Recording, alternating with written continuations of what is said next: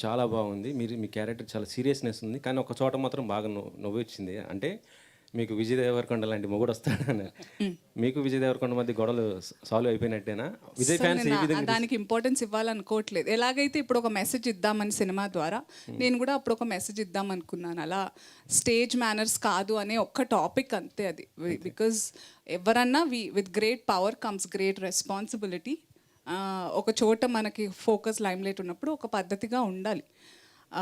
ఆ పద్ధతి అనేది ఒక్కొక్కళ్ళకి ఒక్కోలా ఉంటుంది. కానీ కొన్ని మితిమీరినవి అందరికీ తెలుస్తుంది. ఇన్ఫ్యాక్ట్ నేను మిమ్మల్ని అడుగుతాను, మీకు ఎందుకు తప్పు అనిపించలేదు మీ అందరికీ ఆ టైంలో అని క్వశ్చన్ నేను ఎప్పుడు అడుగుదాం అనుకుంటా. నేను మాట్లాడాల్సి వచ్చింది, మీరందరూ మాట్లాడలేదు కాబట్టి. మీ తప్పే అది. మళ్ళీ మీరే నన్ను ఉల్టా చోర్ కొత్వాల్కు డాంటే. మేము ఎప్పుడు అట్లా అనుకోలేదండి. తప్పు ఉంటే తప్పు కంపల్సరీ. మీరు ఎందుకు అప్పుడు అన్నారా వెంకట్ గారు? మీరు నేను విజయ్ని కూడా అడిగాను తెలుసా మీ గురించి. ఓన్లండి ఇప్పుడు వదిలేద్దాం ఇంకా. అంటే we just have to learn.